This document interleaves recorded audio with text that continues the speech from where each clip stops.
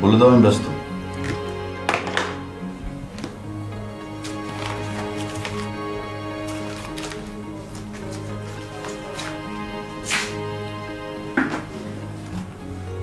আমি ব্যস্ত। আমি বলেছি আমি তোমার শ্বশুরের বন্ধু, আর আমি খুব ব্যস্ত। খুব সামান্য কথা। ঠিক আছে, বলুন। সেদিন তোমাকে চিনতে পারিনি, আই এম সরি। আমিও পারিনি। শুধু কি সেটা বলতে এসছেন? না, তাহলে আমি একটা দায়িত্ব নিয়ে এসেছি। বলুন। তার আগে আমি কে, আমি কি সেটা তো না বললেই নয়। আমি আপনার সম্পর্কে আগে থেকেই জানি, তবে আপনার দর্শন পেয়েছি দেরিতে। আমি তোমার শ্বশুরের বাল্য বন্ধু। বন্ধুর মানে কি তোমাদের শহুরে অভিধানে কিন্তু কথাটা নেই। মানে বন্ধু বন্ধুর জন্য কতটা ত্যাগ করতে পারে সে সম্পর্কে তোমার কোনো ধারণা নেই। শর্টকাট। আমি ওর মুখে তোমার দৌরাত্মের কথা শুনেছি, ব্যবস্থা নিতে চেয়েছিলাম, কিন্তু সে বলল সে নিজেই ব্যবস্থা নেবে। কি ব্যবস্থা? আত্মরক্ষার জন্য মানুষের যা যা করার অধিকার আছে। আপনার থ্রেট করা এখনো শেষ হয়নি? ভয় কি জিনিস সেটা কি তুমি সত্যি জানতে চাও নাকি? আপনি আমাকে থ্রেট করছেন? না, এটাই আমাদের নীতি। তুমি যদি মনে করো থ্রেট, চলবে। তুমি যদি মনে করো তোমাকে সাবধান করছি, তাহলে চলবে। আমার উদ্দেশ্য তোমাকে সতর্ক করা, আমি সেটাই করলাম। কোন ব্যাপারে? আমার শ্বশুর তো তার ব্যাপারে আপনাকে নাক গলাতে না করেছেন। তবে আমি তপনের বাবা। আচ্ছা, এটা তো জানতাম না। এখন তো জানলে। বেয়াদবি করো না। আমি যে আসলে কি করব বুঝতেই পারছি না। তুমি শুধু তপনের পেছনে লাগতে যেও না। লাগলে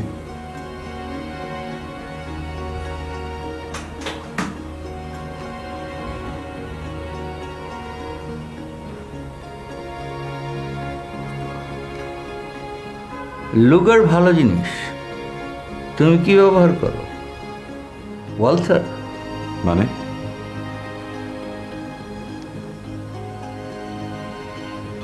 চিনতে পারছো এটা তোমার গার্ডেন? আপনি ওদের কাছ থেকে এটা কেড়ে এনেছেন? হুম, কোনো লাভ নেই, আমি ওদের ঘুম পাড়িয়ে এসেছি। আপনি কি চান? তুমি কি চাও? মানে তোমাকে এখনই আমি শেষ করে যেতে পারি, কিংবা তোমাকে একটা শেষ সুযোগ দিতে পারি।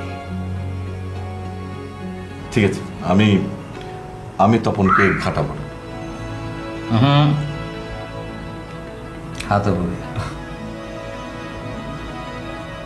তোমার হাত ড্রয়ারে পৌঁছানোর আগেই আমি পুরো ম্যাগাজিন তোমার উপর খালি করে দেবো।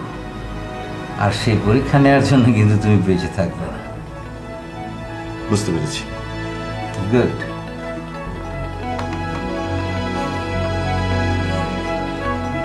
আসি।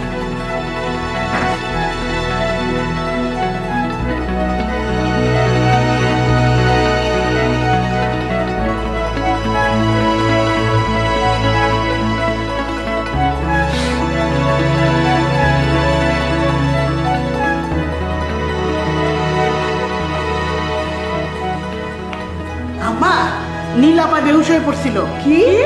আব্বা না ধরলে ধরস করে নিচে পড়ে দিত। তাই নাকি? হ। ও এখন কোথায়? ফুপু আম্মা ধরে লয়ে বয়ে রয়েছে। আর তোমার আব্বা? আব্বা ঘুম মেরে রয়েছে। হাসো হাসো। এই কি হয়েছিল তুমি জানো? আমি রান্নাঘর থেকে একটু একটু শুনছিলাম। কি? হ্যাঁ, বলে আব্বার নামে কেস করব। কি? আম্মা আরো কইছে নাকি এই বাড়ি ছেড়ে চলে দেব।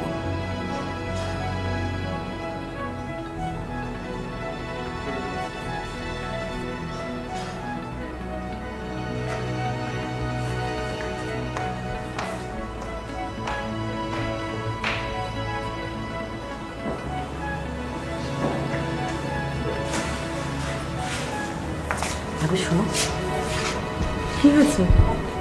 ভাইজান সাহেবকে ফোন করে পাচ্ছে না, লিথির ফোনটাও বন্ধ। ভাইজানের ধারণা এই নীলের সাথে শাহেদের যোগাযোগ আছে। বলো কি তুমি? হ্যাঁ, ভাইজান মনে করছে শাহেদ নীলকে অন্য কোনো নাম্বার থেকে ফোন করে। তো এখন কি করতে হবে সেটা বলো। এখন যেটা করতে হবে, তুমি নীলের কাছ থেকে ফোনটা নিয়ে ভাইজানের কাছে দিবে এবং এই কাজটা তোমাকেই করতে হবে। ঠিক আছে, চলো এক্ষুনি কথা বলে দেখি। চলো না, চলো।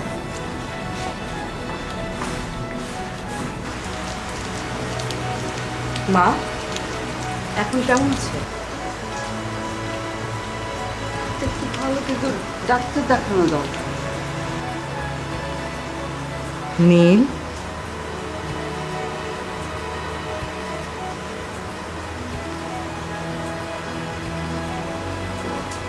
তোমার ফোনটা একটু দেবে?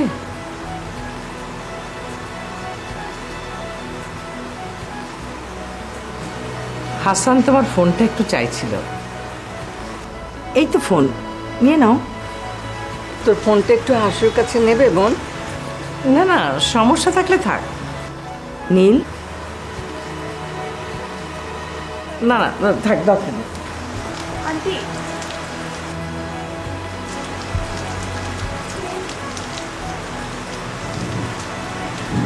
Thank you. কিছু বলবে তুমি? ইয়ে মোমেনা, তুমি আর মা গিয়ে ওকে একটু ডাক্তার দেখিয়ে আনো না। না না, আমি ঠিক আছি। মাথা ঘুরে পড়ে যাচ্ছিলে, মানে সমস্যা তো নিশ্চয়ই কিছু আছে। তাছাড়া মা বলছিলেন যে গায়ে কাঁটা দিচ্ছে। না না, তোমার ইমিডিয়েটলি ডাক্তারের কাছে যাওয়া দরকার।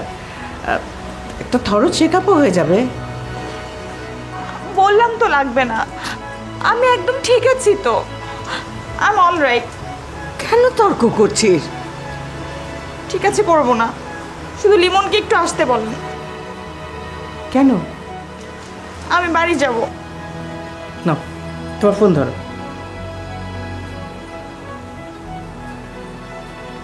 আমরা আমাদের মেয়েকে বাড়ি নিয়ে আসব, কিন্তু ওর সাথে যোগাযোগ করা যাচ্ছে না, শাহেদ ফোন ধরছে না। তাই হাসান ভাবলো যে তোমাকে নিশ্চয়ই শাহেদ অন্য কোনো নাম্বার থেকে ফোন করেছে, তাই ও ফোনের নাম্বারটা দেখতে চাচ্ছিল। ও শোনো মেয়ে, এক বাড়িতে এক ছাদের নিচে থাকতে হলে এত সেন্সিটিভ হলে চলে না। তুমি বাড়ি যাবে মানেটা কি?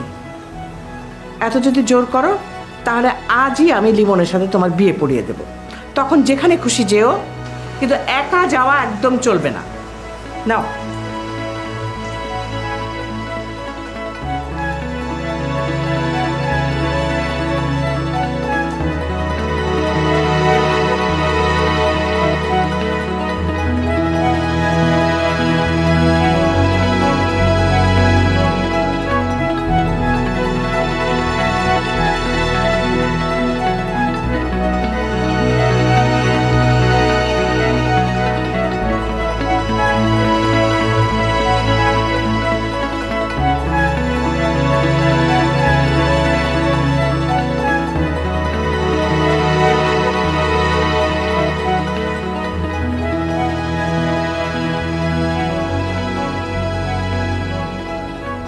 ফোন আমি নিইনি। কেন? আর থাক না, থাক, ওকে ফোন দেবার দরকার নেই। আমি ওকে বলে বুড়িকে আনতে চাই। তাহলে ওই বাসায় গিয়ে অপেক্ষা করো। আমি ওর বাসায় যাচ্ছি, তুমি ওর অফিসে যাও। ওর মুখ আমি আর দেখতে চাই না। আমি ওর সামনাসামনি হতে চাই না। মানুষ এত ছোট হয়? আমি প্রথম দিন থেকেই ওকে মেনে নিতে পারিনি, নাহলে সত্যি লিথিকে আমি সব লিখে দিতাম। তুমি আবার মনে করো না যে লিথি মেয়ে বলে আমি ওকে বঞ্চিত করেছি। আমার কেবলই মনে হয়েছে যে আমি যদি শেয়ার ট্রান্সফার করি তাহলে লিথি খুন হবে। কই, তুমি এগুলো আমার সাথে তো শেয়ার করোনি। আমি তোমার শান্তি নষ্ট করতে চাইনি। তুমি মানুষটাকে আমি কোনোদিনই বুঝতে পারলাম না, জীবন ভরে শুধু ভুলই বুঝে গেলাম।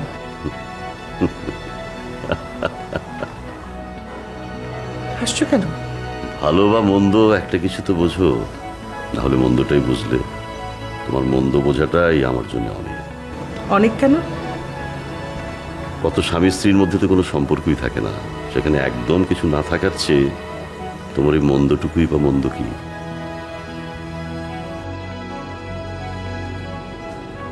আসসালামু আলাইকুম। ওয়ালাইকুম আসসালাম। কেমন আছেন?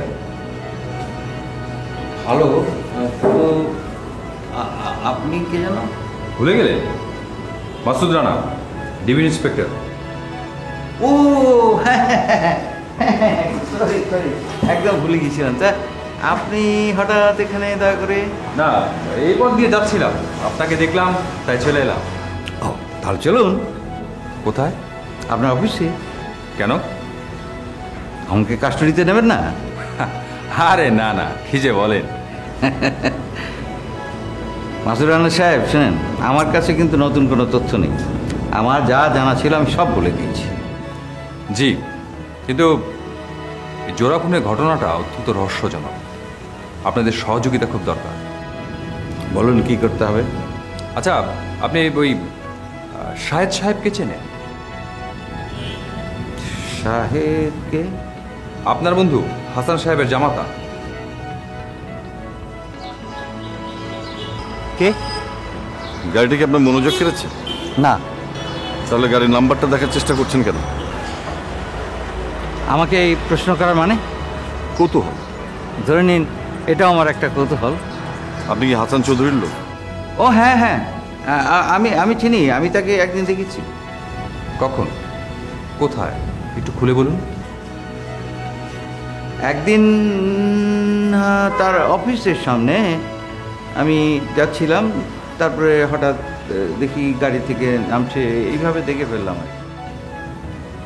ওকে, ফাইন, আজ তাহলে আসি। ইয়ে রাম সাহেব, একটা ছোট্ট প্রশ্ন করি। বলুন। আমি কি এখনো আপনার সন্দেহের তালিকা আছি? আপনি আমাদের সন্দেহের তালিকায়। তাহলে আমাকে অ্যারেস্ট করছেন না কেন? কোনো সন্দেহভাজন ব্যক্তিকে আটকে রাখা আমরা পছন্দ করি না, বরং তাকে ছেড়ে দিলে সে নানা রকম ব্লান্ডার করে নিজের কবর নিজেই করতে থাকে। আসি।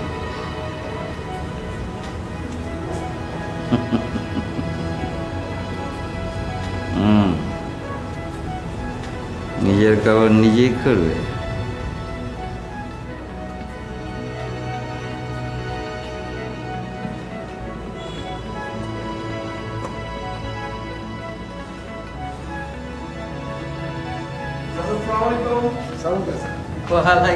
কখন আসছেন? এই তো ওই বেটা টিভির লোকটা চাচা, হ্যাঁ, তুমি কেমন করছো না? ওরা তো আমাদের এর আগেও মেসে হানা দিয়েছিল।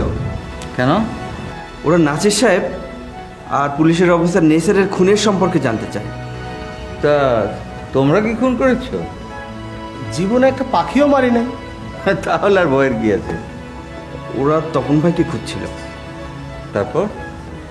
বিভিন্ন বিষয়ে জিগাইল, যেমন তপন ভাই আর লিথির মধ্যে কেমন সম্পর্ক, লিথি আমাদের এই মেসে কতবার এসেছে, লিথির বিয়ের পর তপন ভাই মদ খায় উল্টাপাল্টা কোনো কিছু কইছে কিনা, এইসব হাবি যাবি নানান প্রশ্ন। তো তোমরা কি বললে? আমরা আর কি করবো, আমরা কইলাম আমরা ছোটোখাটো চাকরি করি, সকালে যাই রাইতে ফিরি, 7-10 দিনে একদিন দেখা হয়, যা সত্যি তাই কইছি। তো তপন কি এখন মেসে আছে? জি না। তা আজকের এই ছুটির দিন তোমরা কোথায় গিয়েছিলে? আপনারই খুঁজতে গিয়েছিলাম চাচা। কেন? চাচা, তপন ভাইয়ের একটু বুঝায় করেন যেন সতর্ক থাকে, উনি তো আবার খুব জেদি মানুষ। ঠিক আছে, হ্যাঁ বলো বলো, কোনো অসুবিধা নেই। আচ্ছা ইয়ে, তো একটু চাটা পাওয়া যাবে নাকি? চা পাওয়া যাবে না মানে? আপনি বসে, বসে, আপনি বসে। বসে। আরে তুই ওঠ। আরে তুমি যাচ্ছ কেন? তুমি বসে বসে একটু গল্প করো। আচ্ছা তুই নিয়ে তারপর বলো কাজকর্ম কেমন হচ্ছে সেটা বলো। এই চাচা, আসি গরিব মানুষ। এসো মা। কি নিন না। কল যাচ্ছে তো।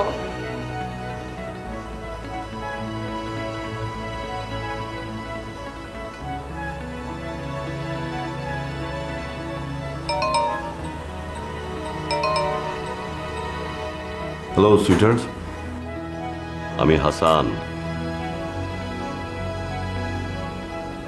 চৌধুরী। চিনতে পেরেছ নিশ্চয়ই? জি বলেন। আমরা তোমার আর লিথির যে নাম্বার দুটো জানি সে দুটো বন্ধ বলে নীলের সাহায্য নিলাম। জি ভালো করেছেন। আমি ফোন রেখে তোমার বাসায় যাব, লিথিকে সঙ্গে করে নিয়ে আসবো। ও এক কাপড়ই আসবে। তবু সাক্ষী থাকা ভালো। তুমি স্বয়ং বা তোমার কোনো প্রতিনিধি হাজির থাকলে ভালো হয়। You may not feel comfortable, nor do I. So better keep your rep there. Understood? সেটা তো বুঝলাম, কিন্তু লিথিকে এক কাপড়ে বাড়িতে নিয়ে আসার মানেটা কি? তালাক।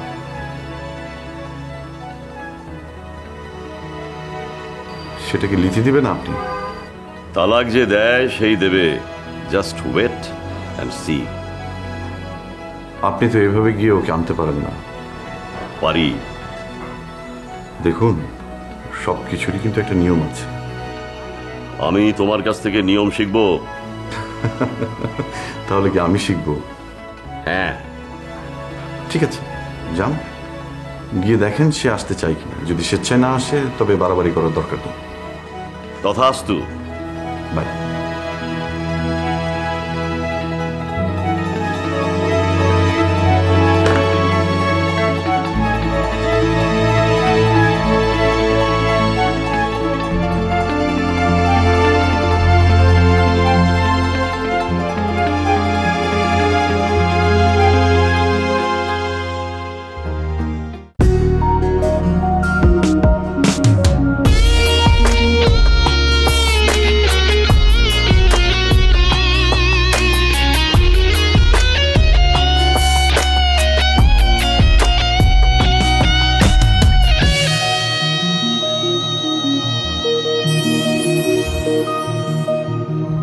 ভালোবাসা তুমি কোথায় থাকো,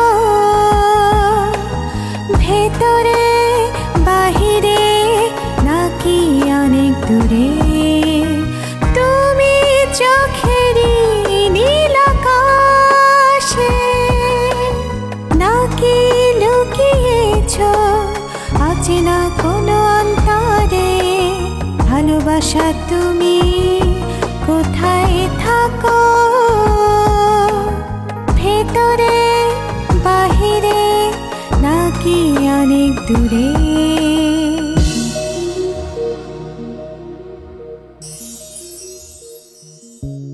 খুঁজি স্বপ্ন ছোঁয়া মনে, ইচ্ছে রঙে উদাসী বিকেলে, লাজুক শিহরণ ভালোবাসা ক্ষণে, রঙিন প্রজাপতি সুখেরই স্বপ্নে রে। ভালোবাসা তুমি কোথায় থাকো, ভেতরে বাহিরে নাকি অনেক দূরে? তুমি চোখেরই নীল আকাশে নাকি লুকিয়েছো অচেনা কোনো অন্তরে? ভালোবাসা তুমি কোথায় থাকো?